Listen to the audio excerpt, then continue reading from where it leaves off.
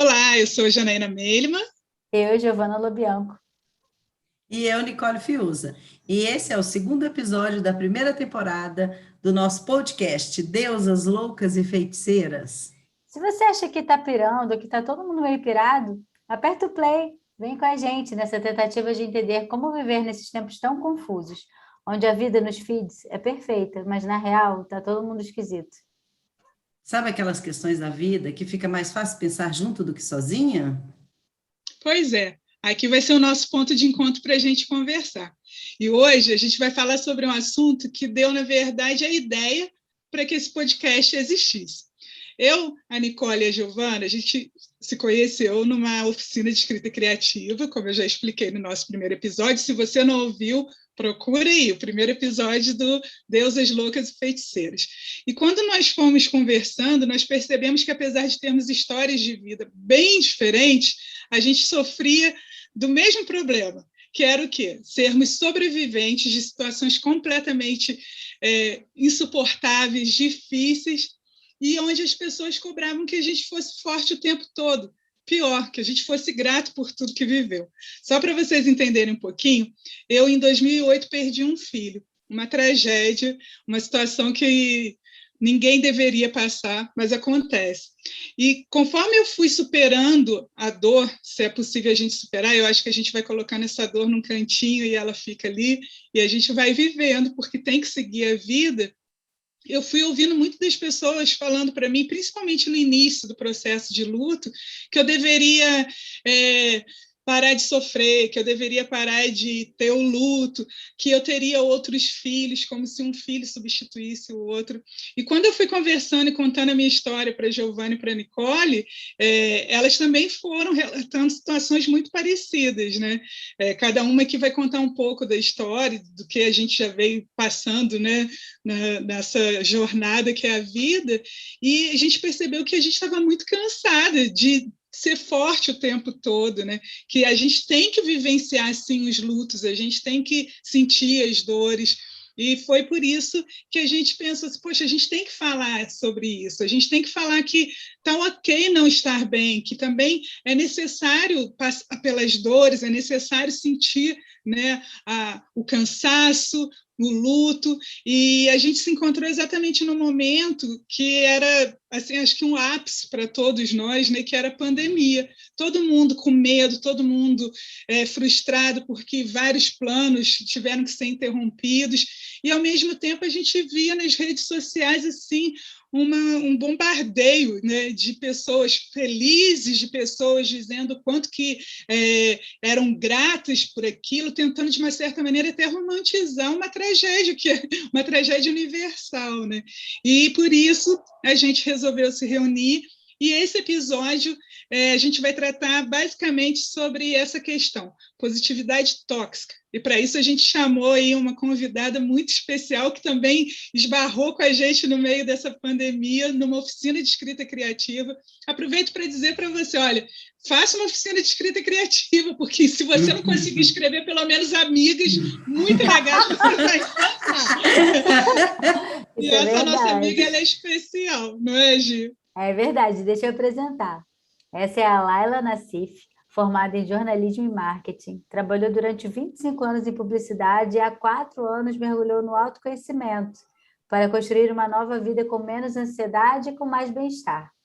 Procurou para isso formações diferentes, psicanálise, coaching, psicologia positiva e mindfulness, onde poderia ajudar outras pessoas que estivessem buscando o mesmo caminho. Em 2019 foi o ano sabático para a Laila para resolver as questões pessoais, e agora ela volta para sua verdadeira paixão profissional, ajudar pessoas que querem descobrir quem eu sou. E aí, Laila, quem você é? Você é deusa, louca ou feiticeira? Eu sou um pouquinho das três. Pode Pode, misturar claro. Eu acho que toda a gente misturar tudo no caldeirão. Essa foi a conclusão que a gente chegou, Laila, que todo mundo tem um pouco de Deus, um pouco de louca e um pouco de feiticeira, né? Ou muitos. Principalmente as mulheres, né? Sim. Foi uma coisa Exatamente. que foi nos tirada, mas se a gente vê a história, a nossa base tem um pouco de tudo isso, né? É verdade. Exatamente. Exatamente. E, Laila, eu lembro que quando eu te conheci, você falou que tinha estudado psicologia positiva. Aí, no meu primeira reação foi tipo, lá vem mais uma Gratilux. E aí eu fiquei curiosa para saber um pouco, né, de você, assim, o que é essa psicologia positiva e o que tem a ver com essa questão que a gente tem visto tanto das pessoas quase que se cobrando uma vida perfeita, otimista, para o que realmente deveria ser a psicologia positiva. Final dos anos 80, 90, o psicólogo Martin Seligman, americano, num dos congressos que ele estava participando, ele começou a perceber que a psicologia, que seguia duas linhas no começo, a linha da saúde e da doença, que a psicologia acabou indo muito para o caminho da doença, tratar a doença. Né? E aonde ficou a saúde? Por que isso? Por que aconteceu isso na psicologia? Aconteceu a Segunda Guerra Mundial. E, com o término né, da Segunda Guerra, tiveram muitas doenças novas, muitos traumas novos, né? Eram soldados chegando com traumas terríveis, não só mentais como físicos, né? Porque muitos deles voltaram com alguma questão física, né? Perderam membros mesmo, braço, perna, né? E fora as mortes.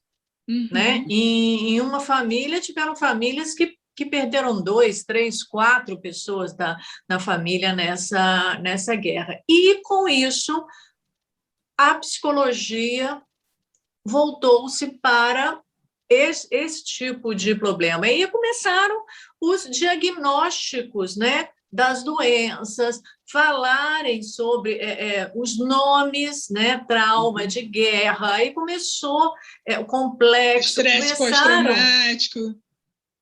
Não é que isso fosse novidade, né? Entendi. Já haviam isso. O negócio é que, depois da Segunda Guerra, aumentou muito. E aí o Seligman reúne um grupo de psicólogos e começam a resgatar essa psicologia que tratava de saúde. Para vocês terem uma noção, a primeira descoberta foi assim, que eram 10%. Em 100 trabalhos publicados sobre doença, eles achavam 10 trabalhos sobre saúde. Então, foi uma coisa assim, muito chocante, como é que houve esse distanciamento. E aí o Seligman começa a trabalhar.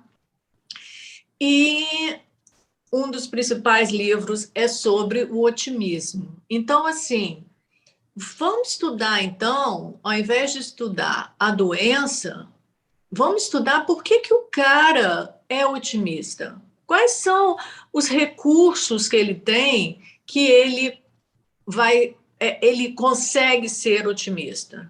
E aí ele foi se aprofundando, e esse grupo aí a gente tem pessoas importantíssimas nessa área, eu não vou citar todos aqui, né? E que foram descobrindo cientificamente que existiam algumas coisas, alguns sentimentos, algumas emoções que realmente fazia diferença. E mais, eles começaram a descobrir que aí entra a neurociência, né? A descoberta que o cérebro tem uma questão de neuroplasticidade, então o cérebro consegue sair de um lugar e ir para o outro, no sentido, né, de desenvolver emoções e sentimentos novos, e a coisa só foi crescendo. Ele colocou um modelo chamado PERMA, que as palavras são em inglês, né? E a gente, vou na tradução aqui, né?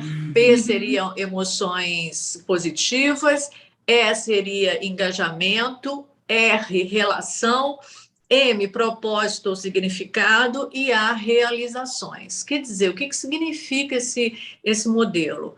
Você desenvolvendo emoções positivas, você sendo uma pessoa de engajamento, que faz tudo na sua vida com engajamento, com compromisso, né? Tendo relações saudáveis, significado nessa vida e realizações, você vai ter um modelo de bem-estar. Então, a psicologia positiva envolve tudo isso. Envolve essa série de questões. Agora, ela tem que ser aplicada corretamente, porque hoje ela está sendo aplicada na educação, ela está sendo aplicada nas empresas, ela está sendo aplicada no dia a dia. Hoje ela está, como o mindfulness também, ela está num ramo muito grande. Agora, aplicado corretamente. Sim, e o fato da pessoa ser otimista não significa que ela não tenha que sentir as dores e nem ter um dia ruim, não é, Laila? Tipo, só você pensar positivamente não elimina aquilo que é ruim na sua vida, né? Como o nome é psicologia positiva, veio muito... outro dia, inclusive, eu vi um vídeo, a pessoa colocando todas as palavras da psicologia positiva, né, como gratidão, empatia, isso tudo foi estudado. E no final a pessoa falou, isso tudo deve ter vindo daquele livro, O Segredo. Aí eu falei, quase que eu falei, coloquei lá, não. O segredo, né, tem muito do pensamento mágico, e depois dele para cá ficou muito marcado essa coisa de você pensar positivo, ou você pensar no que você quer e aquela coisa cair no seu colo. Não é isso. Assim. Psicologia positiva está muito longe disso. Você pode sim desenvolver um otimismo, quem não é, né? Tem umas pessoas que nascem e fazem coisas já no otimismo, né? Agora, isso não quer dizer que você não vai ter um dia que você... Até o próprio otimista, né, que não aprendeu, que já é otimista, ele vai ter um dia de pessimismo. Essa é a grande questão. Né? Isso, não deixa de ser ele não deixa de ser otimista. Exatamente. Porque ele tem um tempo otimista, né? Não, por quê? A gente não pode esquecer que nós somos dual. Essa é a grande chave. A nossa, né, é noite, dia, é quente, frio, eu gosto, eu não gosto. Isso, de certa maneira, é um guia para a gente. Isso guia o nosso mundo, isso guia quem você é. Eu gosto de vermelho, você gosta de preto, né? Não existe essa coisa engessada. Só que aí, esse excesso é esse engessamento. Eu agora só vou pensar positivo, E aí chegou o gratiluz, né? Mas você não acredita que... Eu fico pensando o seguinte, as redes sociais, de certa forma, elas ajudaram isso a sobressair, porque... Muito. O que era bem visto, quem era seguido é quem estava muito bem, quem mostrava os melhores lugares, as melhores fotos. Sim. Então, quem era não, né? Quem ainda é, né? Quem ainda tem isso. Exatamente. E as pessoas só postam as coisas boas, né? Ninguém posta as ruins não são bem vistas. Eu faço uma comparação das redes sociais com as antigas revistas, né? Nós tivemos revistas no passado, como há pouco tempo nós tivemos ainda existe, né? Não estou falando que as revistas não existam, né? Essa revista de celebridade ainda existe, né? Só que o meio digital tomou uma proporção muito Aquela maior, que mostra rostos, né? Mostra o quê? Não rostos. Sei aonde. Caras, vai! Porque Ela não queria fazer Ô, o... Janaína, Estou tentando porque evitar o olha só, processo, Caras, mas vocês né? não entendem. Se você for pegar Caras, é um ramo daquilo ali, Né? né? A gente tinha antes, vamos lá, né? Não vou nem falar nessa, porque Revista Não, Manchete, melhor não. vamos deixar Caras, que é mais moderna. Mas dentro do ramo da Caras, você tem uma série de revistas ali, né? Então, o que é aquilo ali? Aquilo ali é o vencedor, né, americano, né? É a pessoa que venceu. Ela é linda, bonita. Isso aí. Os antigos, né? A família Doriana, né? É casado, Isso. tem uma casa linda, enfim, Tem todos os filhos, tem atributos. cachorros. Tem Mas filho, cachorro é lindo, né? Então, Sim. assim, as redes sociais, elas não estão muito longe disso. Mas eu Nós acho já que é muito tivemos. pior, Laila, porque as redes Não, não não. são os Pois é, famosos. Giovana, mas aí eu vou chegar aonde está o poder das redes sociais, né?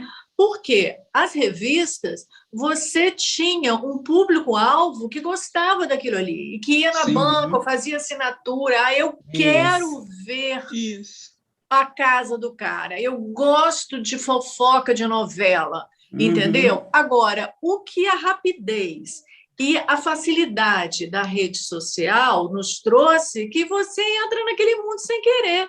Sim. Exatamente. E aí fica aquela imagem, eu até escrevi era um conto baseado em fatos reais. Eu trabalho num centro cultural, estava trabalhando numa instalação, e aí chegou uma família que parecia essa família de margarina, comercial de margarina, os filhos pareciam miniatura do pai e da mãe, sabe? Só que eles estavam assim completamente emburrados, não se olhavam, não se falavam. E aí a mulher entrou na instalação, era uma instalação interessantíssima, inclusive em cima de uma crônica da Marina Colaçante. Eu tentei explicar para ela a ideia do que era aquela instalação, aquela exposição. Ela falou, não, eu só quero tirar uma foto. Ela não queria saber o que tinha ali. Aí o que ela fez? Reuniu a família, aí as crianças meio que deram aquela resmungada, mas aceitaram. O marido, assim, por um segundo, desfez a cara amarrada, deu um sorriso, aí ficaram os 4 lá, tiraram a foto e foram embora, cada um para um lado, a mulher também com uma cara de insatisfeita, o cara nem aí, não tirava o olho do celular. Aí eu fiquei imaginando, eu falei, eu vi os bastidores da foto, eles chegaram avisados, e tal, mas quem viu na rede social, viu uma família perfeita fazendo um passeio cultural, que se alguém perguntar para ela o que se tratava, ela não faz a menor ideia. Então, ela tinha muito mais interesse de mostrar algo do que realmente vivenciar aquilo. Mostrar, né? uma coisa que nem era real, né? Que nem era real. A rede social tem muito isso, né? Voltando à psicologia positiva, né? Eles acabam nos dizendo que a gente pode desenvolver certos aspectos positivos na nossa vida, né? Aquele antigo você pode melhorar, você pode ser melhor, né? Mas só que provado. Quando a gente fala, voltando à gratidão, eu ainda hoje escrevo todo dia as 3 coisas que eu sou grata, mas eu não fico aí falando gratidão. Porque aquilo ali é uma coisa minha comigo, sabe? Sim. É o meu caderno, o dia. É sempre bom, a gente sempre fala para escrever, né? Então, aquilo ali é uma coisa minha, sabe? Eu não estou. Ai, gente, sou grata por tudo. Tem uma coisa, por exemplo, que eu sempre falo em algumas palestras, né? Que é até a relação com Deus, né? Com a relação com o espiritual, que entra a questão da gratidão. Vocês já viram algum acidente onde várias pessoas morreram, várias pessoas ficaram feridas, e veio uma pessoa para a televisão e diz, graças a Deus eu estava na poltrona certa. Vocês já viram isso? Já, isso me dá uma agonia, porque eu fico pensando em quem estava na poltrona errada, né? Não, e aí você coloca que Deus escolheu, né? Exatamente. Que você é especial. Então, a questão, eu tô linkando isso, a gratidão, à vaidade, ao ego, né? E à rede social, porque a rede social está ali. Isso. Ego, vaidade e inveja. Ao contrário da psicologia positiva, a rede social, que tem muita coisa boa, né? A gente não pode esquecer isso, a gente está colocando esse ponto. Mas se você for ver esse ponto, tem essa questão de que eu também estou feliz, né? A minha vaidade, eu também sou feliz, e olha como é que eu estou feliz. Tanto é que você vai ter inveja de mim, porque olha o prato que eu estou comendo, olha a roupa que eu estou vestindo, olha onde eu estou indo, aonde eu estou indo, as viagens, enfim, tem esse aspecto. E tem a verdade. Tem gente que trabalha com isso. A rede social virou um trabalho, o Instagram já está com venda, né? Então, existe o lado comercial. Então, aquela pessoa que vive daquilo ali, as famosas blogueiras, elas não vão... As influencers, não vão mostrar, né? Elas não vão vender uma imagem ruim. Uma imagem ruim. É uma realidade venda. não, é uma fantasia. Existem pessoas que entendem isso, existem pessoas que não entendem. A gente chegou numa época que tem muita gente que não entende que aquilo ali é anúncio. Eu, por exemplo, vocês falaram aí, né? 25 anos de publicidade. Quando uma matéria na revista saía e não tinha informe publicitário e aquela matéria foi paga, tinha processo. Você tinha, sabe, aquelas matérias que saíam como matérias iguais da revista, tinha que colocar lá informe publicitário para a pessoa saber que aquilo ali foi pago. A rede social, nem todo mundo sabe que aquilo ali está sendo pago. E não tem isso escrito. Não tem. Porque aí a pessoa tem umas vende coisas escancaradas, ela usa, que a pessoa faz mostrando a geladeira, e hoje eu vou falar sabe, da geladeira, disso, daquilo, né? Tem umas coisas muito escancaradas. Mas quando eu soube que a pessoa, para usar um brinco de uma marca, ela ganhava R$5.000, eu falei, nossa, então assim... Você sabe, para mim, o auge disso foi quando eu descobri que os casais famosos que estavam divulgando gravidez no Instagram, eles estavam fazendo publi de uma marca lá de um teste de gravidez. Então, era tudo planejado. Eles divulgavam que a famosa lá estava grávida, ou a esposa do famoso, e aí era uma propaganda paga pelo teste de gravidez, ou seja... Na mesma página aparecia um... Aí começa a ter uns sentimentos, olha só, a gente já falou de uma porção de sentimentos ruins, que aquilo ali está te projetando. Como, por exemplo, também, né, há pouco tempo eu fiz um vídeo, né, eu com 50 anos, aí eu correndo, ou fazendo exercício, aí alguém falou assim, ai, Lali, que coisa boa, estava tão desanimada, agora eu já estou na rua. Então, assim, existe isso, né, do estímulo, da pessoa ver a outra. Aí a gente volta para a psicologia positiva, né? Aí isso é positivo, né? Isso é positivo, né? Eu também, com 50 anos, eu também posso fazer exercício, enfim, eu quero ter aquela pele, eu preciso tratar da minha pele, eu queria ter um pouco mais de vaidade, vou aprender com um, vou aprender exercício físico com outro, vou aprender literatura. Né? Quantas pessoas não fazem o seu curso porque viram... Mas como utilizar, então, a psicologia positiva? Como realmente ela é saudável? Porque ela já se tornou tóxica, né? Tem a positividade tóxica. Aí a gente está falando, Nicole, a gente não está falando de psicologia positiva tóxica, a gente está falando da positividade tóxica. Qual é a diferença? A psicologia positiva é um método, né? É uma técnica, é uma abordagem científica, tudo aquilo ali está sendo provado cientificamente. É provado cientificamente que se você tiver a questão de agradecer coisas no seu dia a dia, se você escrever essas 3 coisas, você vai ter uma melhora. Isso é cientificamente provado. Não é que o Martin Seligman e os psicólogos falaram assim, escreve aí 3 coisas de gratidão. Não é isso. Aham. Né? Você ter empatia pelo outro, você ver a dor do outro e se mobilizar com aquilo, querer ajudar, ou mesmo sentir a dor do outro, a empatia também. Só que, como eu te falei, existiu aí a questão de estar no excesso, né?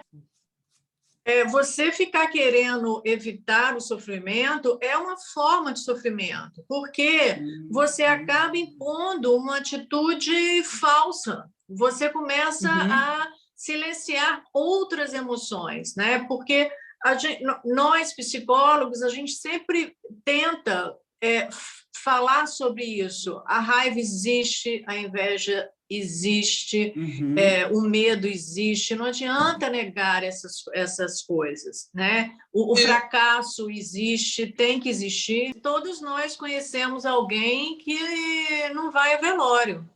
Sim, não consegue. Não consegue, não, sabe? Não consegue ter o contato com a morte, né? Não é nem a morte daquela pessoa. A pessoa tem dificuldade de entrar em contato com a morte. O luto é importantíssimo. O Freud foi um dos que colocou muito isso, né? A importância do processo do luto para depois você não ter consequências, né? Ele fala isso. Para você viver o luto, chorar, ver foto, falar da pessoa, fazer aquilo ali até, né, que faz parte do processo, né?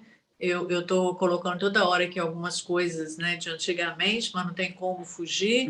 As pessoas, a viúva ficava de preto, as pessoas ficavam de quarentena, ficavam um mês sem ouvir música, um mês sem, né?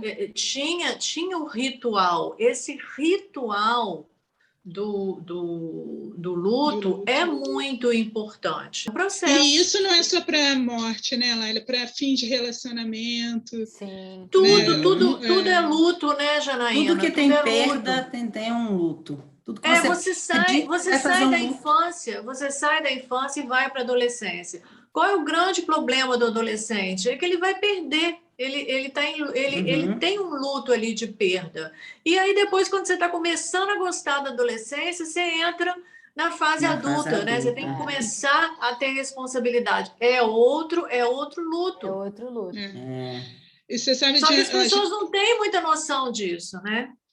E a gente vê muito, por exemplo, às vezes, o peixinho do filho morreu, aí sem que a criança veja, vai lá e substitui o peixinho para que a criança não veja. Isso é extremamente, acho que até complicado, porque não ensina a criança a lidar com a perda, né? Com a morte, é isso que eu acho. O que está acontecendo, o que está acontecendo hoje é muito uma questão de que ninguém pode se frustrar, né? Sim. Porque aí a gente já faz a ligação com a psicologia positiva, né? Existe sim a frustração. Como é que a gente vai superar isso? O estudo existe o sofrimento, existe a frustração, existe o luto, mas tem o depois, né?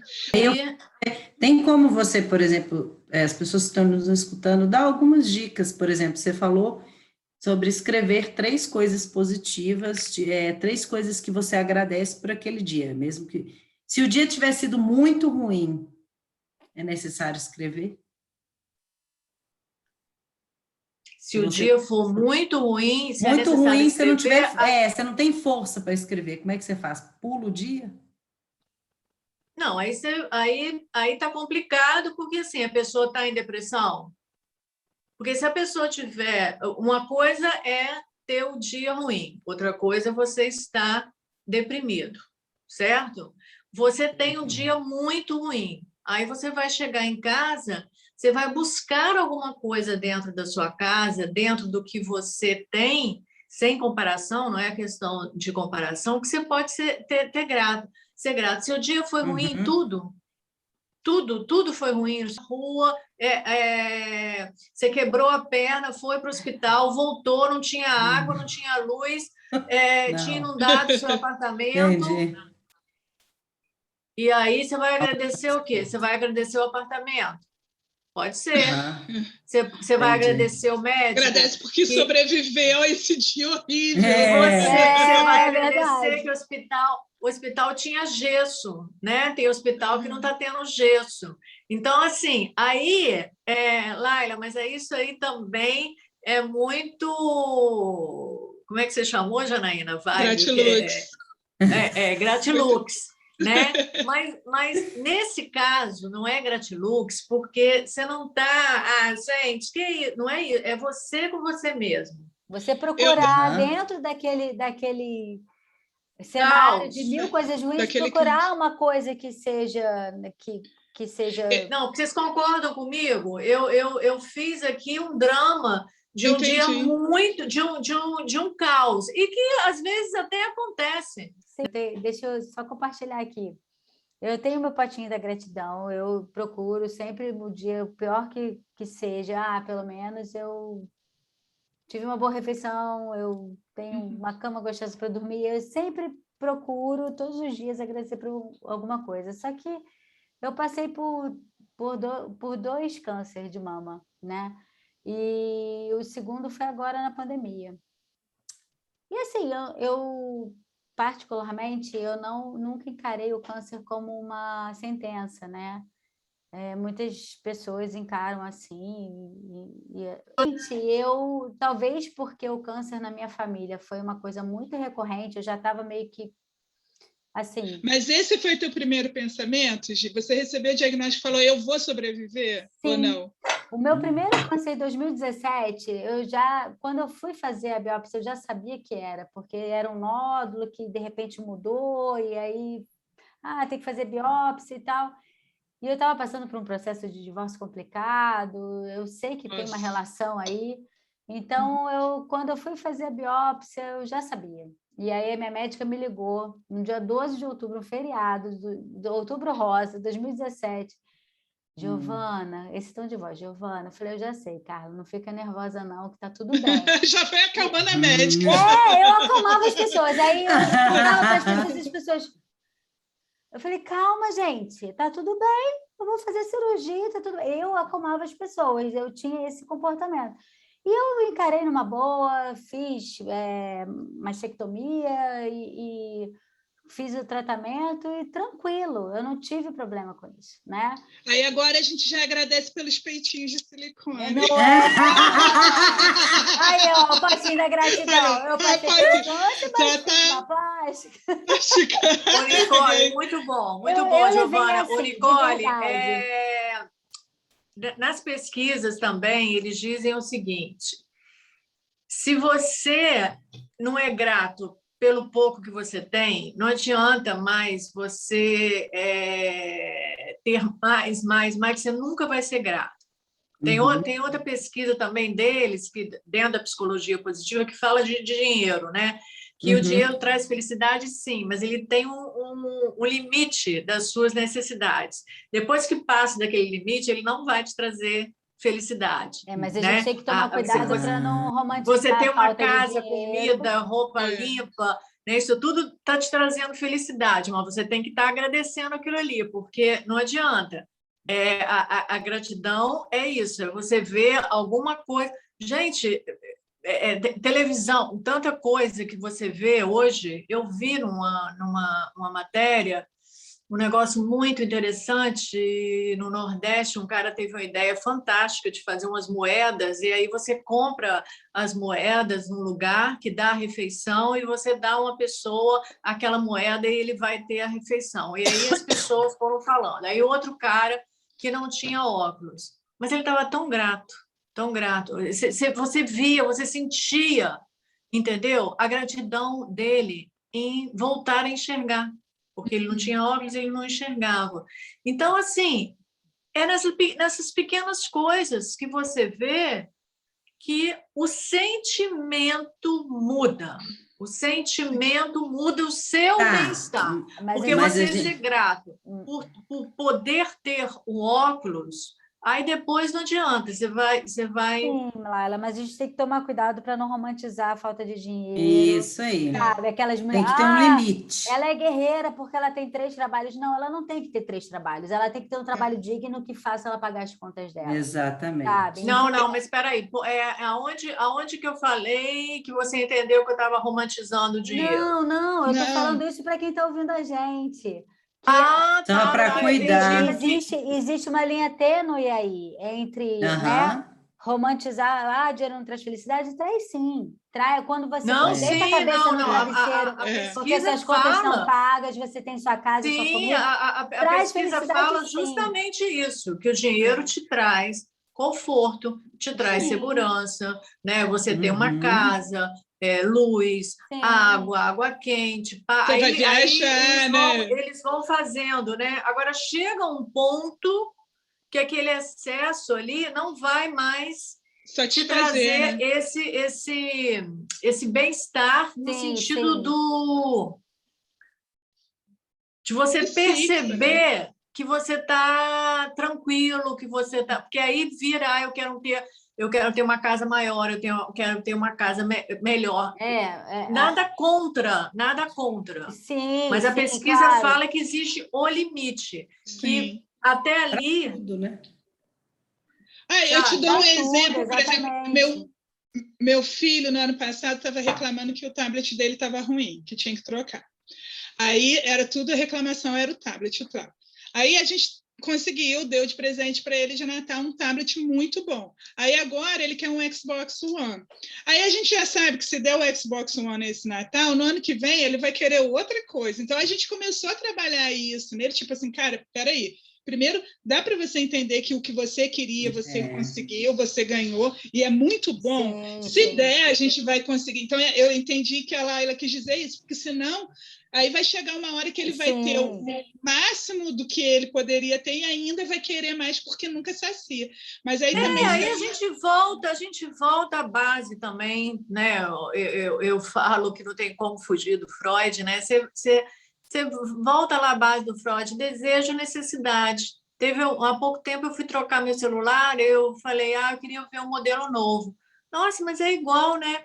Não, Laila, é igual, mas a agenda desse aqui é maravilhosa. Eu falei, tá, então não vou trocar não, porque eu não uso a agenda do meu. Então, assim, o que adianta a agenda do a única diferença é que a agenda do novo... Então, assim, qual é a sua necessidade? Porque desejo é uma coisa, necessidade é outra.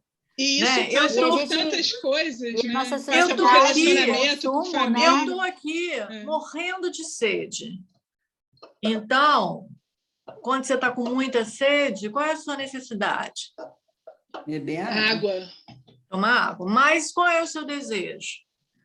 Eu queria agora uma Coca-Cola gelada, com bastante gelo, com limão cortado na metade, embaixo do copo. Assim, primeiro o limão, depois o gelo, depois a Coca-Cola, e bem gelada, tá?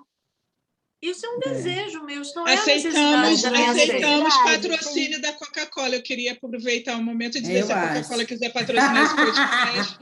E até eu fiquei com vontade de beber uma Coca-Cola agora. Pois é. Mas você entendeu qual outra dica? Você entendeu, Giovana, como a gente estimula o desejo? O marketing é isso. Eu acabei falando uma coisa de uma maneira...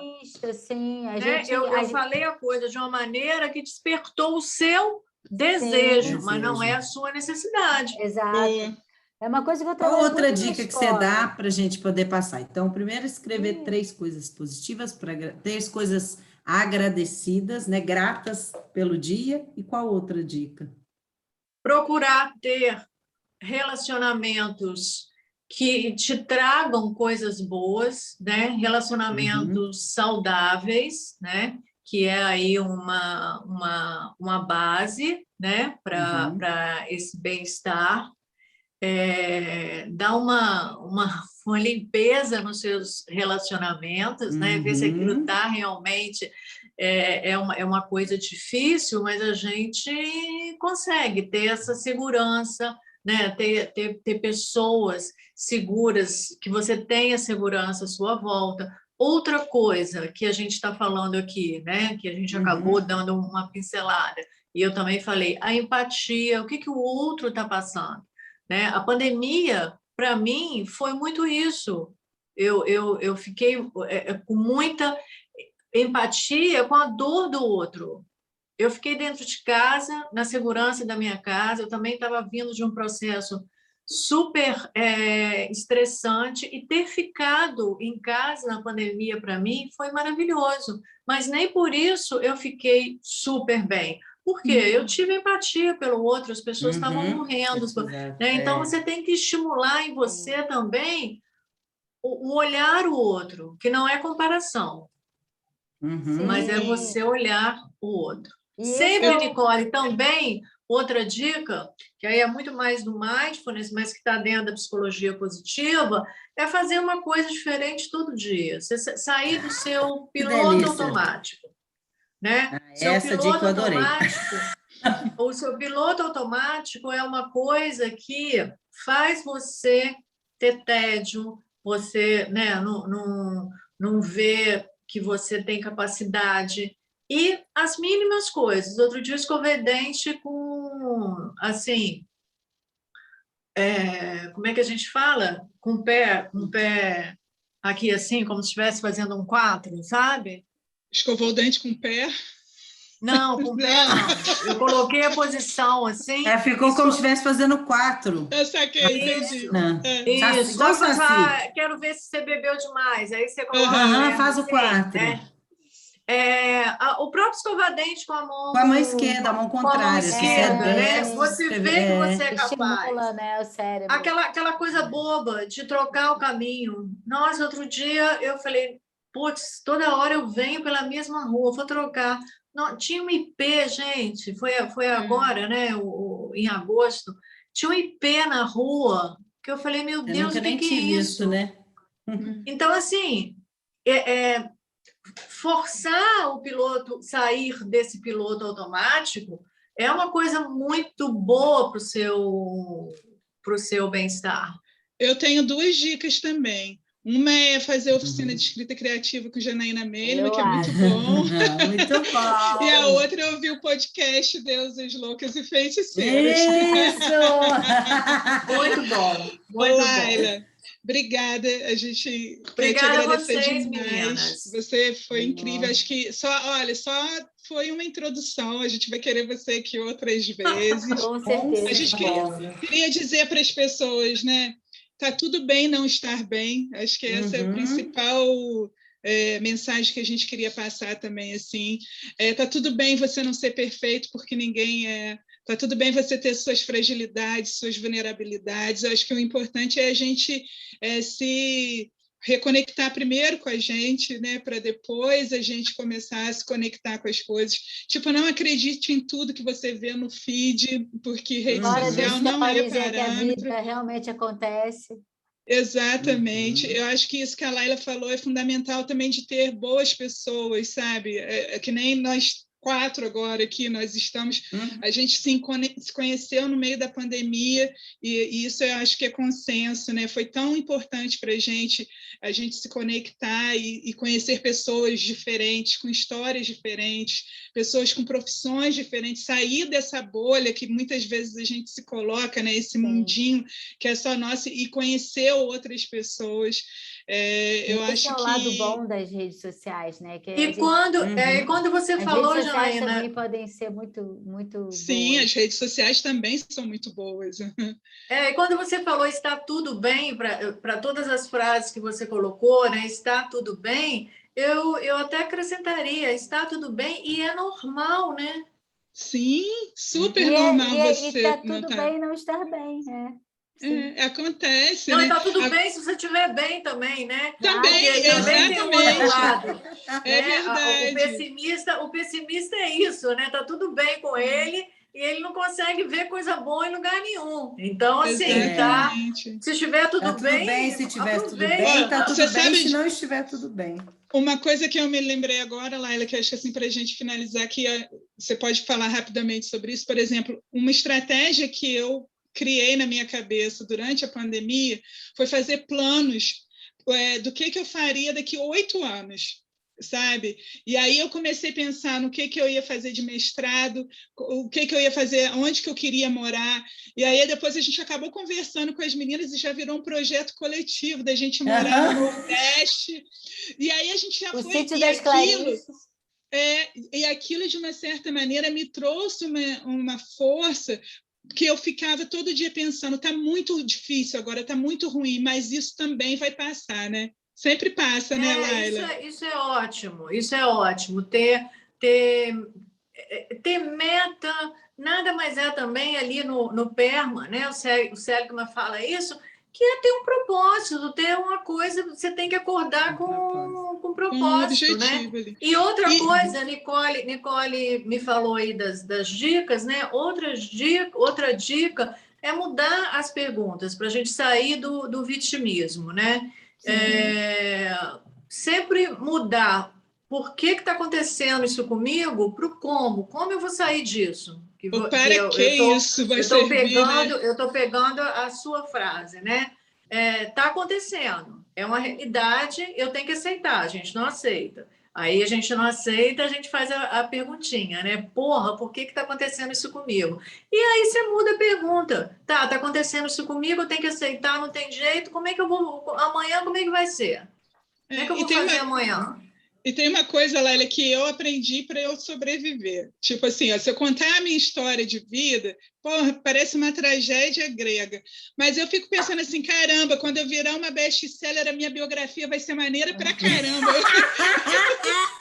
Então, assim, ó a biografia, Giovana, puta merda, não bastou ter um câncer, teve 2, mas a biografia dela vai ser show. A da Nicole, ela tá enrolando para contar a história dela, porque ela quer impactar, entendeu? Quer. A história...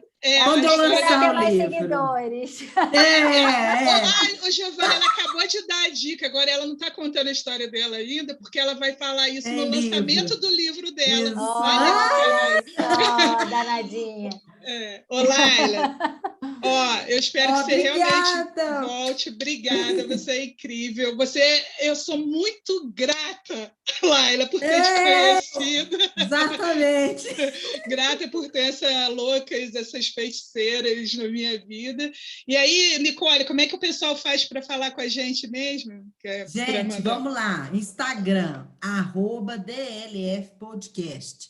Entra lá, manda mensagem, conta caso para a gente, manda pergunta, curiosidade, o que vocês acham legal da gente contar? Tema, né? O tema.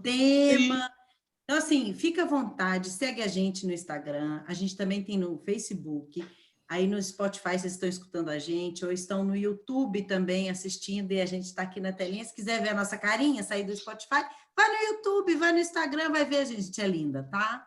É uma beleza maravilhosa. Linda! Ô, Gi, eu esqueci, o próximo episódio é sobre o que mesmo, gente?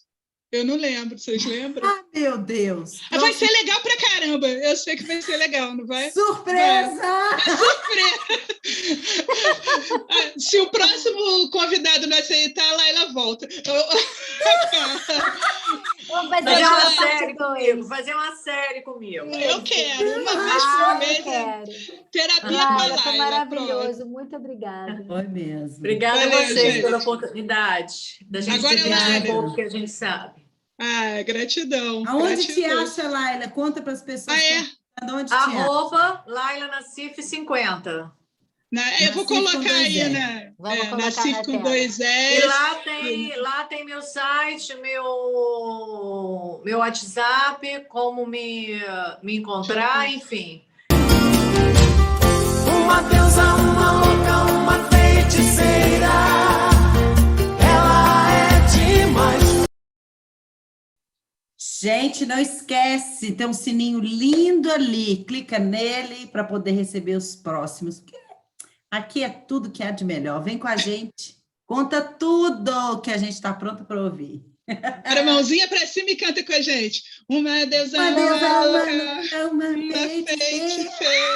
Beijo! Muito bom.